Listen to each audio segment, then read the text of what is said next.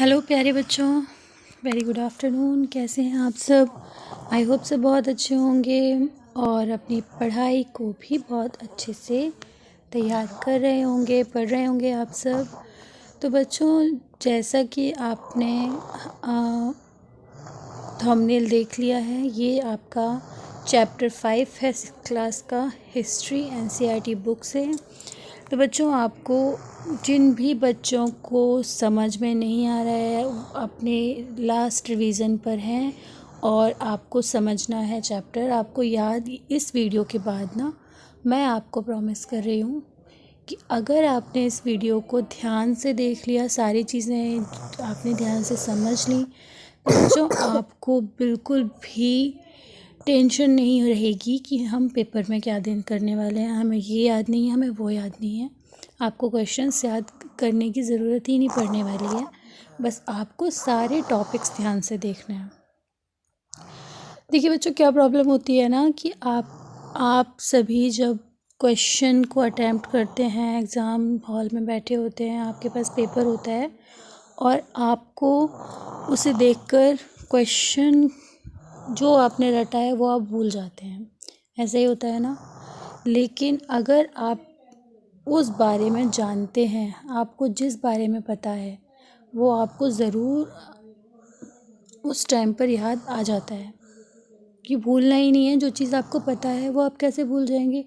हाँ, लेकिन जो चीज़ आपने रटी है वो आप ज़रूर भूल जाएंगे। रटा हुआ आपको लास्ट मोमेंट पे हमेशा भूल जाते हैं आप। तो बच्चों, आपको जो चीज़ें इसमें समझाई जा रही हैं, जो चीज़ मैं आपको बताऊँ वो आपको ध्यान से समझनी है। पूरे चैप्टर को आपको क्या एक्सरसाइज में क्या दिया होता है, पहले आपको क्वेश्चन चैप्टर में टॉपिक वाइज आपको सारी चीज़ें डिटेल में समझाई जाती हैं और उसी बेस पर आपका एक्सरसाइज होता है। आपके फिलअप्स भी उसी में से दिए होते हैं, आपके जो क्वेश्चंस होते हैं उसी से रिलेटेड होते हैं। शॉर्ट्स टाइप क्वेश्चन होते हैं, लॉन्ग आंसर होते हैं। तो आपको जब पता है कुछ किसी भी चीज़ के बारे में, तो आप उसको ज़रूर से कर लेंगे। तो इसीलिए बच्चों, आपको ध्यान से सारी चीज़ें समझनी है। आपको लास्ट मोमेंट पर ये वीडियो बहुत ज़्यादा हेल्पफुल होने वाली है और आपको एग्ज़ाम में ज़रूर इससे ये वीडियो हेल्प करेगी, ठीक है ना। तो वीडियो को लास्ट तक देखना और चैनल को सब्सक्राइब कर लेना, क्योंकि आपका सोशल साइंस से रिलेटेड कोई भी प्रॉब्लम अब प्रॉब्लम नहीं रहने वाली है। आपको बेल आइकन प्रेस कर देना है ताकि चैप्टर वाइज जो भी वीडियो आपके पास आती हैं वो आपको मैं समझा दूँ। इसमें मैंने पूरा आपके लिए चैप्टर का PDF लिया हुआ है। एनसीईआरटी का चैप्टर है ये है आपका चैप्टर 5, राज्य राजा और एक प्राचीन गणराज्य। ठीक है बच्चों, राज्य और जो राजा होते हैं और किस तरह से पुराने टाइम में राज्य का जो शासन था वो कैसे चलता था, तो ये सारी चीज़ें आपको समझनी है इस चैप्टर में और ध्यान से आपको देखनी है। ठीक है बच्चों, सबसे पहले आपको एक चीज़ बताइए कि आपको पता है कि इलेक्शन, जिसे हम हिंदी में मत कहते हैं, मतदान, वो क्या होता है, किस तरह से होता है, क्यों होता है? सभी को लगभग पता ही होगा। आप 6th क्लास में आए हैं और आपको पहले भी आप पढ़ चुके हैं मतदान या चुनाव क्या होता है। आप अपना मत देते हैं, अपना लीडर, अपना नेता आप खुद से चुनते हैं। जैसा कि आपको पता है, आपने पॉलिटिकल साइंस में पढ़ा है। लोकतंत्र आप जानते ही होंगे। ये काफ़ी ज़्यादा स्क्रीन, ये काफ़ी ज़्यादा बड़ा आ रहा है, तो मैं ज़रा साइज़ कम कर लेती हूँ इसका। तो बच्चों, आपको पता है कि जो ये इलेक्शन है ये क्यों होते हैं और किस तरह से होते हैं, आप सभी जानते हैं ना। तो आपको यही चीज़ है, यहाँ पर सब जानते हैं कि हमारे यहाँ पर लोकतंत्र चल रहा है। सभी को पता है लोकतंत्र क्या होता है। आप अपना शासक खुद से चुनते हैं, अपनी मर्ज़ी से अपने शासक को आप चुन सकते हैं, सभी को पता है। और ये भारत में है और भारत के अलावा और भी कई राज्यों में लोकतंत्र, डेमोक्रेसी है, सभी जानते हैं ये बात, राइट। तो चलिए अब हम चैप्टर पर आ जाते हैं। चैप्टर से रिलेटेड आगे सारी चीज़ें हम पढ़ेंगे। तो यहाँ पर आपको स्टार्टिंग में दिया हुआ है, जब संकरण उठा तो उसने देखा कि उसने नाना नानी वोट डालने से उसके जो नाना नानी थे वो वोट डालने जा रहे हैं। दरअसल वह चुनाव केंद्र पर सबसे पहले पहुँचना चाहते थे। संकरण जानना चाहता था कि आखिर वे इतने उत्साहित क्यों थे। उसके नाना जी ने उसे जल्दी में समझाने की कोशिश की और कहा, आज हम आपके अपने शासकों का चुनाव करने जा रहे हैं। तो एक बच्चा है और उसके नाना नानी जो हैं वो इलेक्शन के लिए जा रहे हैं, वोट देने जा रहे हैं, लेकिन वो बच्चा कंफ्यूज है कि इतनी जल्दी में क्यों जा रहे हैं, क्योंकि उसे पता नहीं है। अब आगे कि कुछ लोग शासक कैसे बने। शासक क्या होता है बच्चों? जो हमारे लीडर होते हैं, नेता होते हैं, उनको शासक बोलते हैं। कुछ लोग शासक बने कैसे, ये चीज़ आपको पता है। लीडर कैसे बनते हैं? हमारे डेमोक्रेसी में, हमारे लोकतंत्र में आप तो अभी छोटे हैं, जब आप 18 के हो जाएंगे, 18+ हो जाएंगे, तब आप इलेक्शन में अपना वोट डालने के लिए एलिजिबल हो जाएंगे। आपकी जो बड़े दीदी भैया हैं, आपके मम्मी पापा हैं, वो जाते हैं ना चुनाव के लिए, अपना वोट देने के लिए। जो नेता उनको पसंद है वो उस नेता को सिलेक्ट कर लेते हैं अपना वोट देकर। चलिए अब आगे चैप्टर देख लेते हैं। लगभग 50 वर्षों से हम अपने शासकों का चुनाव मतदान के जरिए करते आ रहे हैं, लेकिन बहुत पहले लोग शासक कैसे बनते थे? बहुत पहले सब चुनाव अपने अपने शासकों को चुनते आ रहे हैं। आजकल हम इलेक्शन में जाते हैं, वोट देते हैं और कुछ दिनों बाद रिज़ल्ट आ जाता है। जिनको ज़्यादा वोट मिलते हैं वो हमारे लीडर बन जाते हैं। लेकिन बहुत साल पहले कैसे शासक बनते थे, ये आपको जानना है। आपने चैप्टर 4 में पढ़ लिया है कि कुछ राजा संभवतः यानी लोगों द्वारा चुने जाते थे, लोगों द्वारा कुछ चुने जाते थे। परंतु करीब 3000 साल पहले राजा बनने की इस प्रक्रिया में कुछ परिवर्तन दिखाई दिए। 3000 साल पहले साल से पहले बच्चों ये तरीका अलग था। कुछ लोग बड़े बड़े यज्ञों को आयोजित कर राजा के रूप में प्रतिष्ठित हो गए। जो बहुत साल पहले राजा कैसे बनते थे? जो ज़्यादा अमीर हुआ करते थे और वो बड़े बड़े यज्ञ आयोजित करते थे और वो ज़्यादा फेमस हो जाते थे, वो ये राजा बन जाते थे। अब ये बड़े बड़े यज्ञ हुआ करते थे, इनमें से मेन एक फेमस नाम है अश्वमेध यज्ञ। बहुत बड़ा यज्ञ होता था, एक ऐसा आयोजन था। अब अश्वमेध यज्ञ बच्चों क्या होता है, इसको आप ध्यान से समझ लेना। इसमें एक घोड़े को राजा के लोगों की देखरेख में स्वतंत्र विचरण के लिए छोड़ दिया जाता था। विचरण मतलब एक घोड़ा होता था और जो सिपाही होते हैं राजा के, उनकी देखरेख में उस घोड़े को छोड़ दिया जाता था बाहर चरने के लिए। स्वतंत्र विचरण यानी कि ऐसे ही घूमने के लिए। स्वतंत्र मतलब फ्रीली वो घोड़ा जो है, वो हॉर्स जो है वो घूम सकता है, और जो राजा के सैनिक हैं वो उसको देखेंगे। इस घोड़े को किसी दूसरे राजा ने रोका तो उसे वहाँ अश्वमेध यज्ञ करने वाले राजा से लड़ाई करनी पड़ती थी। अब अगर किसी दूसरे राजा ने उस घोड़े को रोक लिया तो जिस राजा ने उस घोड़े को छोड़ा होता था वो उससे लड़ाई करता था। अब जो जीत गया वो शक्तिशाली है। अब जो जीत जाएगा लड़ाई में वही शक्तिशाली है। इसके बाद उन राजाओं को यज्ञ में आमंत्रित किया जाता था। यह यज्ञ विशिष्ट पुरोहितों द्वारा संपन्न किया जाता था।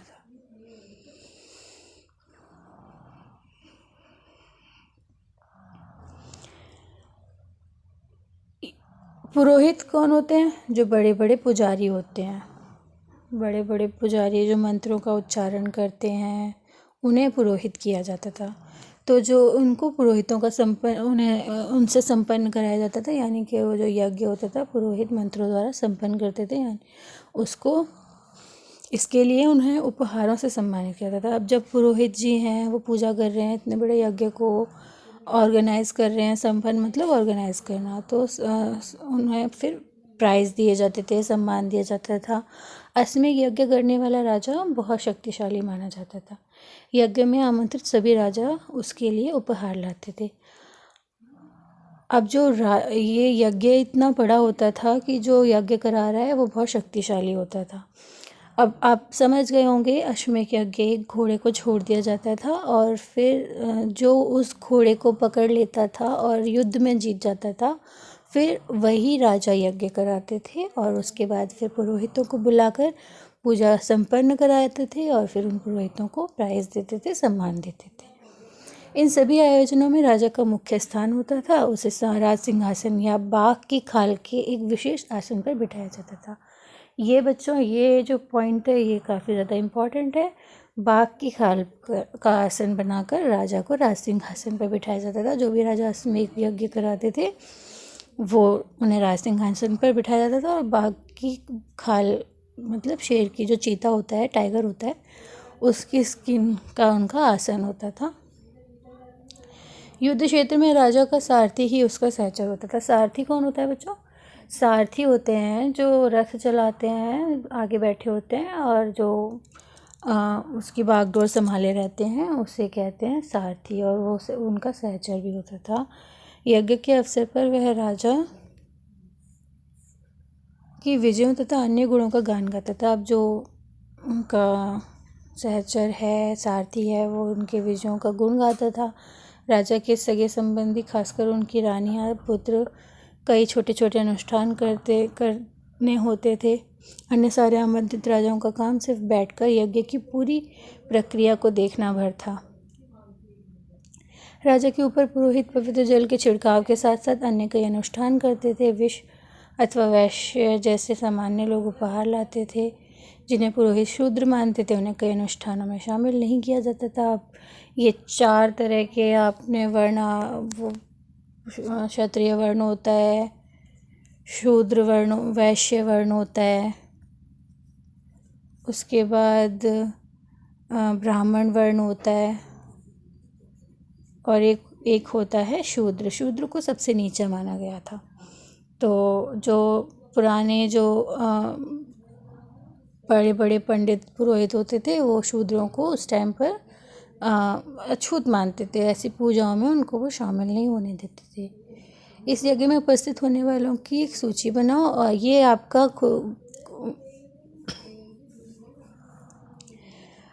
एक तरह से एक्टिविटी दी हुई है। इस यज्ञ में उपस्थित होने वालों की एक सूची बनाओ, पेशे के आधार पर वहाँ कौन कौन से वर्ग शामिल थे। ठीक है बच्चों, ये आप अपने बेस पर कर सकते हैं। आगे चलिए, वर्ण। अब वर्ण क्या होता है इसे ध्यान से समझना है आपको, ठीक है। इस समय उत्तर भारत में, खासकर गंगा क्षेत्र में, कई ग्रंथ रचे गए।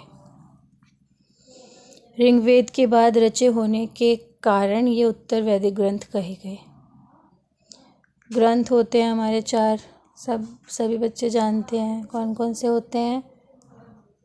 सामवेद, यजुर्वेद, अथर्ववेद और ऋग्वेद, ये 4 हमारे वेद हैं, ठीक है।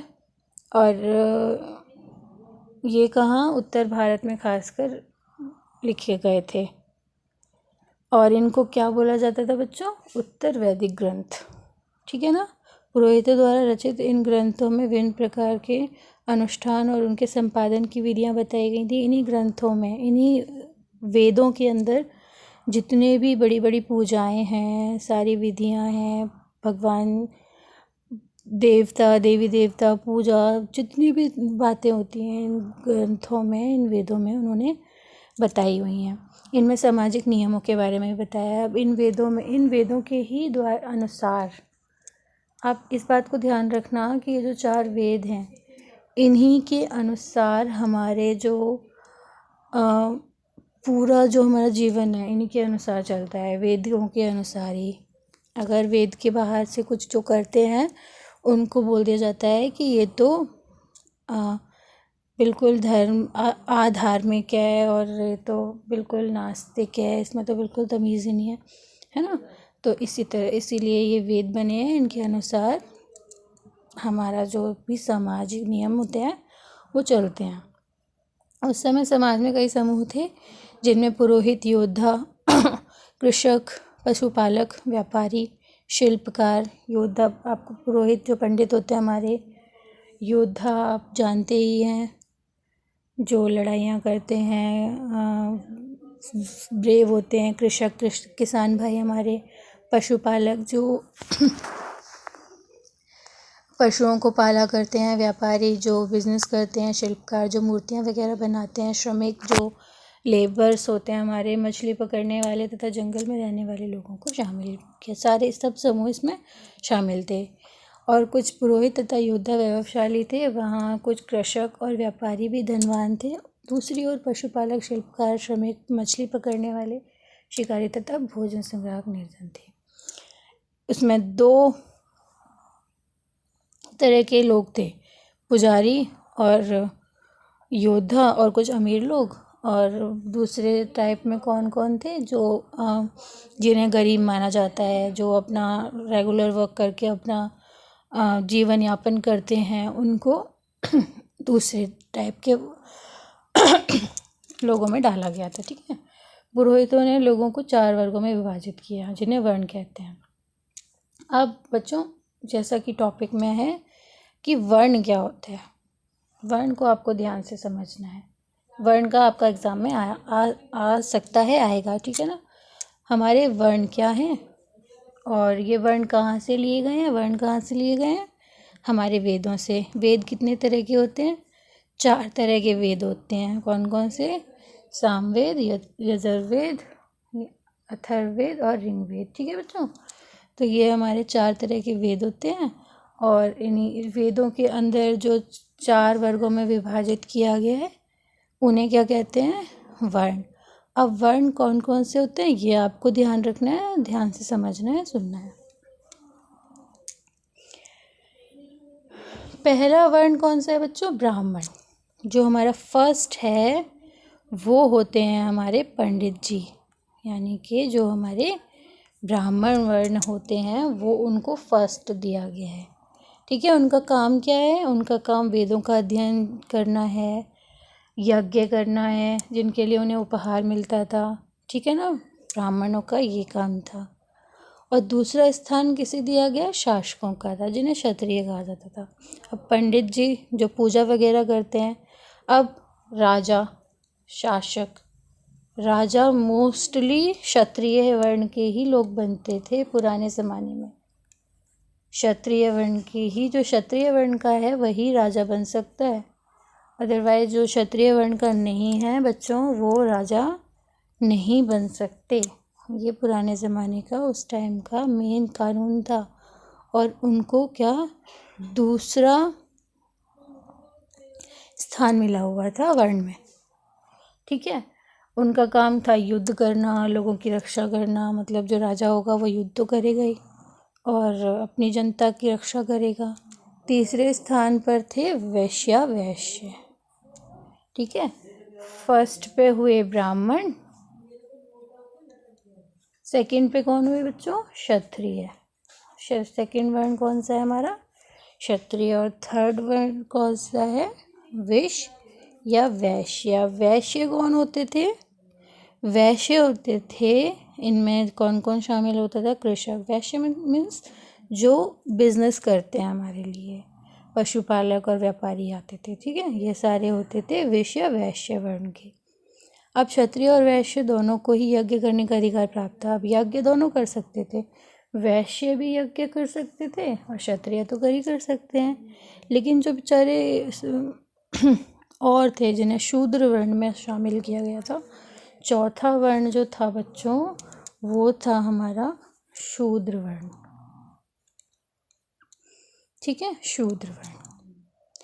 अब जो तीनों वर्ण तो हो गए, पंडित जो हो गए ब्राह्मण, वो तो यज्ञ किया करते थे। और जो हमारे क्षत्रिय वर्ण है, क्षत्रिय और शूद्र वर्ण, ये यज्ञ करा सकते थे। ठीक है। पंडित ब्राह्मण यज्ञ करते थे। अब जो बेचारे शूद्र वर्ण के लोग थे उनको यज्ञ में शामिल नहीं होने दिया जाता था। उनको अछूत माना जाता था। उनको ये अधिकार नहीं था कि वो पूजा पाठ कर सकते हैं और उसमें शामिल हो सकते हैं। और पुराने ज़माने की एक और बहुत ज़्यादा भद्दी बात जो इसमें लिखी भी हुई है, ये देखिए आपको मैं दिखा दूँ। प्रायः औरतों को भी शूद्रों के समान माना गया। औरतें चाहे कोई से भी वर्ण की हों, उन्हें शूद्र ही बोला गया। पुराने ज़माने की बातें ये 3000 साल पहले की। किसी भी वर्ण की महिलाएं होंगी वो शूद्र वर्ण में होंगी, उन्हें पूजा पाठ का अधिकार नहीं मिला हुआ था। महिलाओं तथा शूद्रों को वेदों के अध्ययन का तक अधिकार नहीं था। बात आपको ध्यान रखनी है, ठीक है बच्चों। तो आई होप आप वर्ण समझ गए होंगे। पुरोहितों के अनुसार सभी वर्णों का निर्धारण जन्म के आधार पर होता था। अब जो जिस वर्ण में हो जाता था वो जन्म के आधार पर उनका वर्ण निर्धारित हो जाता था। उदाहरण के तौर पर ब्राह्मण, माता पिता की संतान ब्राह्मण होती थी। बाद में कुछ लोगों का छूत माना गया। छूत वर्गों में कुछ शिल्पकार, शिकारी तथा भोजन संग्राहक शामिल थे। साथ ही इनमें वह भी आते थे जो शवों को दफनाने या जलाने का काम करते थे। एक और चीज़ थी जो डेथ के बाद जो हमारी बॉडी होती है उनको दफनाने जलाने का जो काम करते थे, उनको भी अपवित्र माना गया था। कई लोगों ने ब्राह्मणों द्वारा बनाई हुई इस वर्ण व्यवस्था को स्वीकार नहीं किया। कुछ राजा स्वयं को पुरोहितों से श्रेष्ठ मानते थे। अब जो राजा थे क्षत्रिय, वो तो ताकतवर हुआ करते थे भाई, वो पुरोहितों को नहीं मानते थे अपने से श्रेष्ठ। कुछ लोग जन्म के आधार पर वर्ण निर्धारण सही नहीं मानते थे। कुछ लोग नहीं मानते थे इस बात को कि हम नहीं मान रहे हैं, जन्म के आधार पर हमारा वर्ण निर्धारित कर लिया जाता है। इसके अतिरिक्त कुछ लोग व्यवसाय के आधार पर लोगों के बीच भेदभाव उचित नहीं समझते थे। अब जब बन गए, सारे वर्ण बना दिए गए, पुरोहित बन गए, हम सबसे बेस्ट हैं, तो क्षत्रियों को ये बात पसंद नहीं आती थी। और फिर कुछ और भी लोग खड़े हो गए कि ना तो हमें ये बात पसंद है कि पैतृक आधार पर वर्णों का निर्धारण किया जाता है, और ना ही हमें ये बात पसंद है कि हमें अपवित्र माना जाता है। और वो व्यवसाय और बिजनेस के आधार पर जो वर्ण निर्धारण किया, ये भी पसंद नहीं करते थे। उन्हें भेदभाव से भी चिढ़ थी, उन्हें भेदभाव भी पसंद नहीं थे। तो इससे क्या हुआ, बहुत ज़्यादा लड़ाइयाँ हुई। इसके अतिरिक्त कुछ लोग व्यवसाय के आधार पे समझते थे, जबकि कुछ लोग चाहते थे कि अनुष्ठान संपन्न करने का अधिकार सबका हो। भाई सही बात है, जब पूजा पाठ का तो सबका अधिकार होना चाहिए। कई लोगों ने छुआछूत की आलोचना की। छुआछूत से किसको बुरा नहीं लगेगा। इस उपमहाद्वीप के पूर्वोत्तर क्षेत्र जैसे कई इलाकों में सामाजिक आर्थिक असमानता बहुत कम थी। यहाँ पुरोहितों का प्रभाव भी बहुत सीमित था। अब मेन बात ये, आप खुद से डिसाइड करें, खुद से सोचें कि ये वर्ण व्यवस्था का कोई विरोध क्यों करेगा। ये तो विरोध करने जैसी बात है, ठीक है।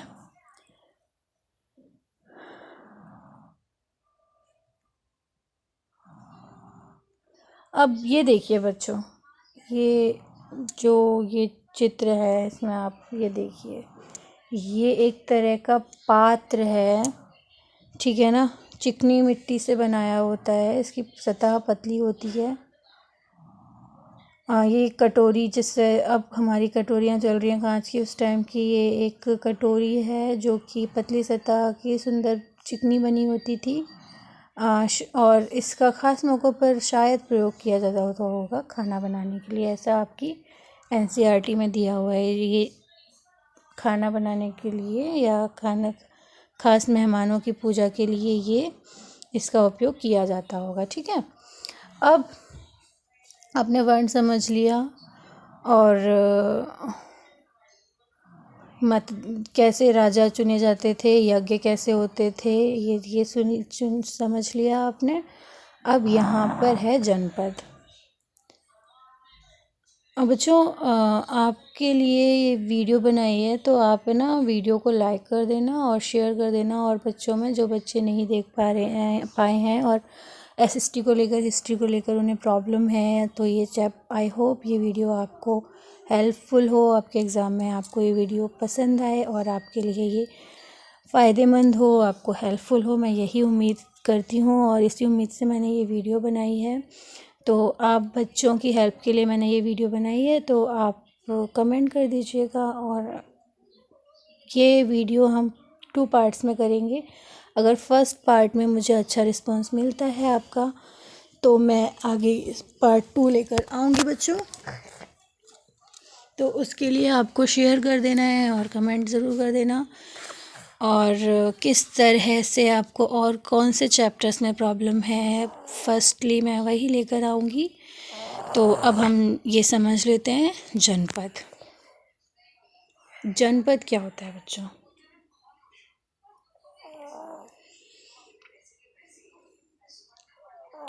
महायज्ञों को करने वाला राजा, जन के राजा ना होकर जनपदों के राजा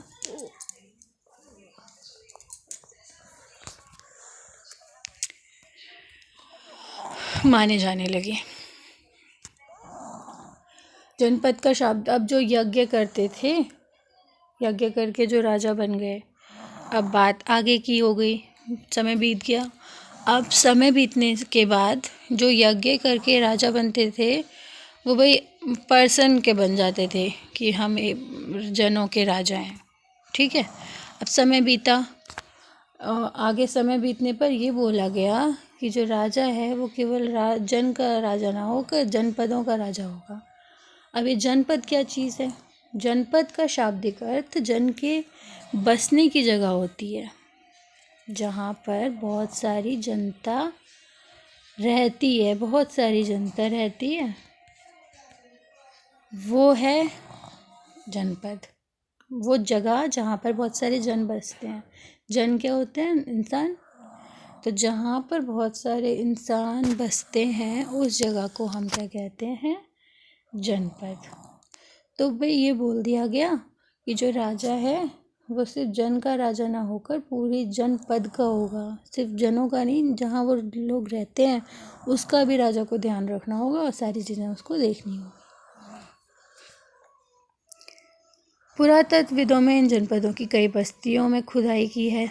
दिल्ली में पुराना किला, उत्तर प्रदेश में मेरठ के पास हस्तिनापुर, पुराने कई पता चले। पुराना किला दिल्ली का, उत्तर प्रदेश में मेरठ के पास हस्तिनापुर, एटा के पास अंतरजी खेड़ा इनमें प्रमुख हैं। ये मुख्य जनपद है बच्चों, कौन कौन से? दिल्ली का पुराना किला, उत्तर प्रदेश का मेरठ, और मेरठ के पास हस्तिनापुर है। उत्तर प्रदेश में क्या? मेरठ के पास हस्तिनापुर, एटा के पास अतरंजी खेड़ा, ठीक है। खुदाई से पता चला है कि लोग झोंपड़ियों में रहते थे और मवेशियों तथा अन्य जानवरों को पालते थे। ये सारे खुदाई में पता चले थे, और ये पता चला खुदाई में कि जो वहाँ के जो लोग रहते थे वो कैसे रहते थे, कैसे अपना पालन पोषण करते थे। उनका जो घर होता था वो झोंपड़ियों की तरह होता था, और वो अपना पालन पोषण कैसे करते थे? मवेशियों और जानवरों को पालकर। अब वो खाते क्या क्या थे? वो चावल, गेहूँ, धान, जौ, दालें, गन्ना, तिल तथा सरसों जैसी फसलें उगाते थे और उसी से अपना भरण पोषण करते थे। लोग मिट्टी के बर्तन भी बनाते थे। उस टाइम के लोग जो थे, अगर आपसे पूछा जाए कि जो जनपद के टाइम जनपद थे हमारे, उसमें लोग अपना जीविका कैसे करते थे? भाई वो अपनी जीविका के लिए पशुपालन करते थे और खेती करते थे। और किस तरह की खेतियाँ करते थे वो, ये भी आपको पता होना चाहिए। तो वो सरसों की, गेहूं की, चावल की, जौ की, गन्ना की, दालों की, ऐसी चीज़ों की खेती करते थे। और वो मिट्टी के बर्तन भी बनाते थे, इसमें कुछ धूसर और कुछ लाल रंग के होते थे। इन पुरास्थलों में कुछ विशेष प्रकार के बर्तन मिले हैं जिन्हें चित्रित धूसर पात्र के रूप में जाना जाता था। ये वाला चित्र है ना, ये वाला धूसर मीन्स बिना चित्र का, चिकना चिकना, और एक लाल रंग का। और ये चित्र जो ये धूसर होते थे वो चित्रित भी पाए गए थे, जैसा कि इनके नाम से स्पष्ट होता है। इन बर्तनों में चित्रकारी की गई थी। जो धूसर वाले हैं इनमें चित्रकारी मिलती थी बर्तनों में, ठीक है। और इसमें मोस्टली किस तरह की चित्रकारियाँ होती थी? ज्यामितीय आकृतियों की और सरल रेखाओं की, ठीक है। ये बात आपको ध्यान रखनी है। चलिए आगे चलते हैं। अब जनपद पढ़ लिया, अब आगे आया महाजनपद। जनपद पता चल गया आपको भाई, जहाँ पे बहुत सारी जनता रहती है, बहुत सारे लोग रहते हैं जिस जगह पर, उस जगह को हम क्या कह देते हैं? जनपद। ठीक है। और जो राजा है वो क्या हो गया? राजा सबके लिए उत्तरदायी हो गया कि तुम्हें सिर्फ जनता का नहीं, जहाँ रहने वाली जगह का भी ध्यान रखना है। अब ये महाजनपद क्या चीज़ है, इसे समझिए। करीब 2500 साल पहले कुछ जनपद अधिक महत्वपूर्ण हो गए। समय बीत गया, जनपद भी कुछ महत्वपूर्ण जनपद बन गए, इन्हें महाजनपद कहा गया। जो जनपद थे उनमें से भी कुछ मोस्ट इम्पोर्टेंट जनपद हो गए सिलेक्टेड, उनको बोल दिया गया महाजनपद। अब आपको आपके जो बुक में ये मैप दिया हुआ है, ये वाला, ये अभी हम रिवाइज करेंगे। ठीक है, कौन कौन से जनपद महाजनपद कौन कौन से बन गए। अभी आपने समझ लिया महाजनपद क्या होता है। जनपद क्या होता है? जनपद होता है जहाँ पे बहुत सारे लोग रहते हैं, उस जगह को क्या कहते हैं? जनपद। अब महाजनपद क्या होता है? उन जनपदों में से भी कुछ सिलेक्टेड जनपद बन गए, जो इम्पोर्टेंट जनपद हो गए थे, उनको बोल दिया गया महाजनपद। ठीक है। अधिकतर महाजनपदों की एक राजधानी होती थी। जो महाजनपद होते थे उनकी राजधानी होती थी। कई राजधानियों में किलेबंदी की गई थी, अर्थात उनके चारों ओर लकड़ी, ईंट या पत्थर की ऊंची दीवारें बनाई गई थी। अब राजधानी, वहाँ पहले के ज़माने में जो राजधानियाँ होती थी, कैपिटल्स, उनको स्पेशली डिज़ाइन किया जाता था, उनकी सुरक्षा का खास ध्यान दिया जाता था, क्योंकि जो दुश्मन राजा हुआ करते थे वो हमला कर देते थे, तो उनके हमले से बचने के लिए चारों ओर किलेबंदी की जाती थी। किलों को मोटी मोटी दीवारों से बंद कर दिया जाता था, लकड़ी और ईंट या पत्थर की ऊंची ऊंची दीवारें बनाई जाती थी, ताकि जो दुश्मन सेना है वो हमारे ऊपर हमला ना कर दे। ऐसा लगता है कि लोगों ने अन्य राजाओं के आक्रमण से डरकर अपनी सुरक्षा के लिए इन किलों का निर्माण किया होगा। सही बात है। कुछ राजा अपनी राजधानी के चारों ओर विशाल, ऊंची और प्रभावशाली दीवार खड़ी कर अपनी समृद्धि और शक्ति का भी प्रदर्शन करते थे। कुछ लोगों की सोच होगी कि भाई जितना बड़ा हमारा महल होगा उतने ज़्यादा हम शक्तिशाली और अमीर लगेंगे। इस तरह से किले के अंदर रहने वाले लोगों और उस क्षेत्र पर नियंत्रण रखना भी सरल हो जाता होगा।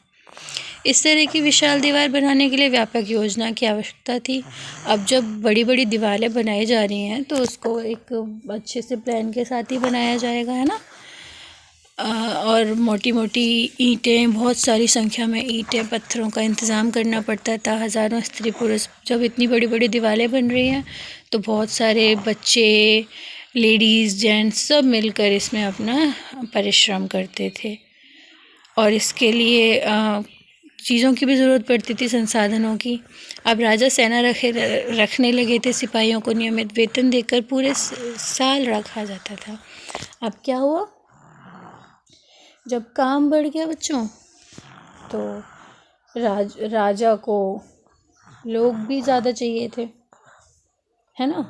अब जब काम ज़्यादा है तो ज़्यादा बढ़ रहा है जगह, तो फिर उसके लिए लेबर भी चाहिए होगी, लेबर चाहिए, साथ में उसके लिए सैनिक भी चाहिए। तो इस तरह से ज़्यादा लोगों को इस वेतन मिलने लगा और उनकी आजीविका अच्छी होने लगी। और फिर ये जो सैलरी दी जाती थी, ये एक विशेष तरह के सिक्कों को देकर दी जाती थी। ठीक है, इसका चित्र आपको आगे देखने को मिलेगा। और इसका जो ये सिक्के मिलते थे, इन सिक्कों के बारे में आप आगे लेसन 8 में पढ़ोगे। ठीक है, तो ये देखिए बच्चों, ये यहाँ पर एक किले की पिक्चर दी हुई है।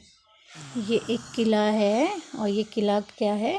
कौशाम्बी किला, जो ये उत्तर प्रदेश के इलाहाबाद के पास में है। और ये 2500 साल पहले का बना हुआ है। इस तरह की दीवारें हुआ करती थी, कुछ ऐसे बनाई जाती थी। ये देखिए ऊंची ऊंची दीवारें, ये ईंटों से, पत्थरों से खोद खोद कर ये बनाई जाती थी। तो बच्चों आगे का जो चैप्टर है ये हम पढ़ेंगे सेकंड पार्ट में, और आपको एक्सरसाइज भी अगर आपको चाहिए होगी तो इसका सॉल्यूशन भी मैं प्रोवाइड कर दूंगी। लेकिन उसके लिए आपको कैसी लगी वीडियो बतानी है, किस तरह का आपको और हेल्प चाहिए, कौन कौन से चैप्टर्स में आपको प्रॉब्लम आ रही है, ये सारी बातें आपको बतानी पड़ेंगी मुझे। तो फटाफट से कमेंट कर दीजिए और सब्सक्राइब बटन को दबाना बिल्कुल मत भूलना, जिससे आपके पास मेरी वीडियो आती रहें। और तो बच्चों जो भी चीज़ें मैंने बताई हैं उसे एक बार दोबारा से रिवाइज़ कर लीजिएगा अपनी बुक से, ताकि आप भूलें नहीं। और वीडियो को देखने के लिए थैंक यू सो मच। और जो पुराने व्यूअर्स हैं उनके लिए मैं सॉरी बोलना चाहती हूँ कि मैं काफ़ी दिनों से वीडियो नहीं बना पा रही थी। एक्चुअली मेरे भी एग्ज़ाम्स हैं, पढ़ाई करनी पड़ती है और बेटा भी है छोटा, तो इस वजह से मैं थोड़ी सी बिज़ी हो गई थी, प्रॉब्लम हो गई थी। तो अब आपके पास मेरी कंटिन्यू वीडियो आती रहेंगी। Thank you so much video को देखने के लिए। आई होप अच्छे से पढ़ें और अपने पेपर को टॉप करें। और तब तक के लिए बाय बाय, मिलते हैं नेक्स्ट वीडियो में बच्चों। Take care, bye bye.